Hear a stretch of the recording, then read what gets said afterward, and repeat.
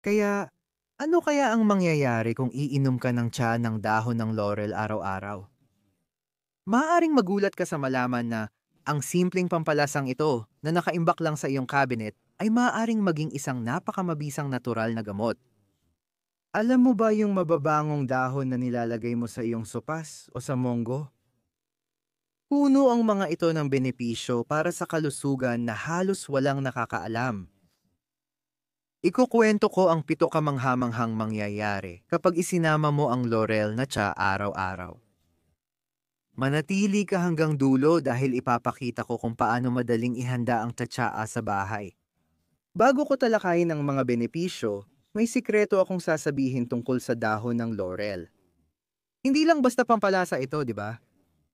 Sa loob ng libu-libong taon, pinahahalagahan na ang dahon ng laurel hindi lang para magbigay ng lasa sa pagkain, kundi bilang isang makapangyarihang halamang gamot din. Itinuturing ng mga sinaunang Griego at Romano na sagrado ang dahon ng laurel. Ginagamit nila ito para koronahan ang mga bayani at pati na rin para tumulong sa pagpapagaling ng mga may sakit. Ang sikreto ng dahon ng laurel ay nasa natural nitong compound. Marami itong antioxidants na tumutulong labanan ang pamamaga sa ating katawan. Mayroon din itong essential oils na may mga katangiang lumalaban sa mga mikrobyo. Kaya naman matagal na itong ginagamit para gamutin ang iba't ibang problema sa kalusugan sa natural na paraan. Ngayon, pag-usapan natin kung ano ang maaaring maidulot sa iyo ng pag-inom ng tasa ng dahon ng laurel araw-araw. Unang benepisyo, tinutulungan itong mapadali ang pagtunaw ng pagkain. Naranasan mo na bang mabusog ng sobra? O kaya ay nakaranas ka ng kabag, pamumula ng tiyan, o mabigat na pakiramdam sa sikmura? Maaring maging kaagapay mo ang tsaa ng dahon ng laurel. Ang tsaa ng laurel ay may espesyal na aksyon na tinatawag ng mga siyentipiko na carminative. Sa madaling salita, nakakatulong ito mabawasan ng hangin sa tiyan, pamamaga, at hindi magandang pakiramdam matapos kumain. Ang natural na compound ng laurel ay nagpaparelax ng kalamnan ng bituka, kaya mas madali ang pagtunaw ng pagkain. At hindi lang dyan nagtatapos. Ang laurel ay tumutulong din magpataas ng digestive enzymes at protection ng tiyan. Ito ay nagsisilbing karagdagang panangga para sa iyong tiyan laban sa mga nakakairita tulad ng alak, ilang gamot, tonmobsobagidamen bayi, at sobrang maaanghang na pagkain. Maraming tao ang nagsasabing mas komportable ang tiyan nila at walang kabag kapag uminom ng tasa ng laurel tea pagkatapos kumain. Parang binibigyan nito ng banayad at natural na masahe ang loob ng iyong sistemang panunaw. Ikalawang benepisyo. Nakakatulong ito sa pag-alis ng bara sa ilong. Alam mo yung kapag tinamaan ka ng sipon, barado ang ilong mo, mabigat ang dibdib, at hirap kang huminga ng malalim. Makakatulong din dito ang laurel. Ang laurel ay may epekto na tinatawag ng mga doktor na mucolytic at expectorant. Sa madaling salita, ang tsaa ng laurel ay tumutulong tunawin ang makapal na plema sa ating daanan ng hangin at nagpapadali ng pag-ubo para mailabas ang plema. Dahil dito, maaaring makatulong ang tsaa ng laurel kung may trangkaso, sipon, bronchitis o atake ng hika. Ang mga problemang may kaugnan sa plema at baradong ilong ay maaaring mapagaan ng tiyaan ng laurel sa natural na paraan. Huminga ng malalim para gumaan ang pakiramdam mo. Kahit may trangkaso o baradong ilong, marami ang mabilis na giniginhawa kapag umiinom ng mainit na tsa ng laurel. Yung singaw pa lang, dinadala na ng mga compound ng laurel diretso sa ilong at dibdib mo. Ikatlong benepisyo. Pinapakalma ang pananakit ng mga kasukasuan. Alam mo yung kapag sumasakit ang tuhod, balakang, o iba pang kasukasuan. Lalo na kapag umuulan o kapag medyo tumatanda ka na. Maraming tao ang ganyan, at ang tsaa ng laurel ay maaring magbigay ng natural na ginhawa. Ang sikreto ay nasa anti-inflammatory na epekto nito. Kapag regular mong iniinom ang TSAA, pumapasok ang mga compound na ito sa dugo mo at maaaring makatulong na mabawasan ang pamamaga sa buong katawan, lalo na sa mga kasukasuan. Ang mga taong may arthritis o pananakit ng kasukasuan dahil sa pamamaga ay nagsasabing ang pag-inom ng tsaa ng laurel bilang bahagi ng kanilang routine ay nakakatulong para maibsan ang mga nararamdaman nilang kirot. Hindi nito mapapalitan ng gamutan ng doktor, pero maaari itong maging banayad at natural na tulong, kasabay ng mga ginagawa mo na. Pwede ring ibabad ang basang tela sa malamig na tsaa ng laurel at ilagay sa masakit na bahagi. Ang mga anti-inflammatoryong sangkap ay kumikilos mula sa loob at labas. Ikaapat na benepisyo, pinapakalma ang isipan at katawan. Sa bilis ng araw, sino ba ang ayaw ng katahimikan, di ba? Ang tsaa ng laurel ay kilala rito. Taglay nito ang natural na sangkap na nagpaparelax sa nerbiyos at kalamnan ng katawan. Isa sa mga sangkap na ito, na tinatawag na linalol, ay kilala sa pagtulong na mabawasan ang pagkabalisa.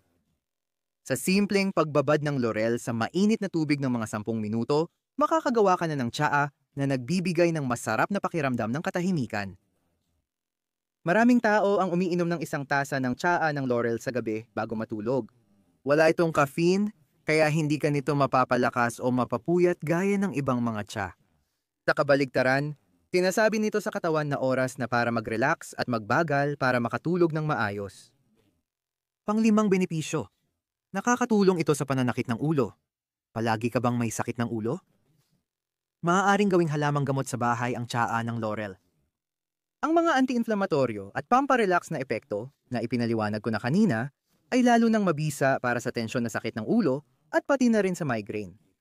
Maganda ang tsaa ng laurel sa sakit ng ulo at may dalawang paraan ng paggamit nito. Una, uminom ng mainit na tsaa para mag-relax ang katawan mula sa loob. Pangalawa, ilagay ito ng malamig sa isang tela at ipatong sa sentido, mismo kung saan sumasakit ang ulo. Gamitin bilang pomento. Basain ang maliit na tela sa malamig na tsaa ng laurel at ilagay sa noo, dahan-dahang imasahe. Maraming tao ang gumagaan ng pakiramdam agad. Pwede mo ring ilagay sa leeg at balikat, lalo na kapag ramdam mo ang tensyon sa paligid ng ulo. Ika-6 na benepisyo. Nakakatulong ito na mapanatili ang balanse ng kolesterol. Alam mo ba na mahalaga ang pagpapanatili ng tamang kolesterol para sa puso? Ipinapakita ng mga pag-aaral na ang laurel ay maaaring makatulong na mapanatili ang tamang antas ng kolesterol sa dugo. Ilang mga pag-aaral ang nakapansin na ang mga taong kumakain ng laurel ay nakakababa ng kabuuang kolesterol, nababawasan ang masamang low-density lipoprotein, at napapataas ang mabuting high-density lipoprotein. Pinoprotektahan ng 3 epektong ito ang puso at mga ugat laban sa iba't ibang problema. Ang mga benepisyong ito ay mukhang mas mahalaga pa para maiwasan ang mga sakit sa puso. Bagamat maraming pag-aaral ang ginagawa sa mga taong may type 2 diabetes, ipinapakita ng mga resulta na ang mga epektong ito ay kapaki-pakinabang din para sa mga may mataas na kolesterol. Ginagawang dagdag na tulong ng tsaa sa kalusugan ng puso. Hindi ko sinasabi na itigil ang mga gamot na inireseta ng doktor. Pero ang tsaa ay maaaring maging dagdag na tulong sa iyong araw-araw, kasabay ng balanseng pagkain at ehersisyo. Ika-7 benepisyo, pinapalakas ang puso. Ang iyong puso ay hindi tumitigil sa pagtibok. May 100,000 tibok bawat araw at 2,000 galon ng dumadaloy na dugo. Kaya, ang pagbibigay ng dagdag na lakas dito ay laging welcome, di ba? Ang laurel ay mabuti para sa puso at mga ugat. Maaaring makatulong na maiwasan ang atake sa puso, stroke, at iba pang mga problema. Galing ito sa epekto nitong antioxidant at anti-inflammatory na nabanggit ko na. Bukod pa sa pagtulong nitong balansehin ang kolesterol at asukal sa dugo. Ayon sa pag-aaral, maaaring makatulong ang laurel sa pagkontrol ng presyo ng dugo na mahalaga para sa puso. Bagamat karamihan ng pag-aaral ay sa hayop ginawa, ipinapakita ng mga ito na maaaring magdulot ng maraming benepisyo sa puso ng tao ang laurel. Ang pag-inom ng isang tasa ng tsaa ng laurel araw-araw ay maaaring makatulong sa maayos na paggana ng puso mo. Ngayong alam mo na ang mga benepisyo, tingnan kung gaano ito kadali. Para gumawa ng tsaa ng laurel sa bahay, kailangan mo lang ng 1 hanggang 2 tuyong dahon ng laurel at 1 tasa. Mga 240 hanggang 250 mililitro ng tubig. Yun lang. Napakasimple lang ng paghahanda. Una, pakuluan mo ang tubig sa isang maliit na kaserola. Pagkakulo, ibuhos ang tubig sa tasa na may 1 tuyong dahon ng laurel. Takpan gamit ang platito para mapanatili ang sangkap ng laurel. Ibaba dito ng 5 na minuto. Dahil dito, lahat ng maganda ay napupunta sa tubig. Pagkatapos alisin ang mga dahon, handa na ang iyong laurel tea bago inumin. Pinakamainam uminom ng 1 tasa araw-araw, lalo na pagkatapos kumain para makatulong sa pagtunaw.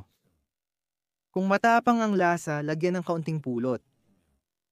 Marami ang gusto ang banayad at mabangong lasa ng laurel. Ligtas gamitin ang laurel sa pagkain at inumin. Pero may ilang mahahalagang bagay na dapat tandaan. Ang essential oil ng laurel ay napakakonsentrado at kailangang gamitin ng maingat dahil maaari itong magdulot ng allergy sa ilang tao. Kung magsisimula ka palang uminom ng tsaa ngayon, gumawa ka muna ng mas mahina o malabnaw na tsaa para makita kung paano magre-react ang katawan mo. Maaaring magdulot ng problema sa tiyan ang sobrang pag-inom nito. Mag-ingat sa posibleng interaksyon kung umiinom ka ng gamot para sa diabetes o mataas na presyon, dahil maaaring palakasin ng laurel ang epekto ng mga ito. Para sa mga buntis o nagpapasuso, ligtas gamitin ng laurel sa pagkain, pero dapat iwasan ang malalakas na tsaa o supplements kung walang gabay ng eksperto. Laging kumonsulta muna sa isang profesional sa kalusugan bago gamitin ang laurel bilang gamot, lalo na kung may iniinda ka ng sakit. Ayan na!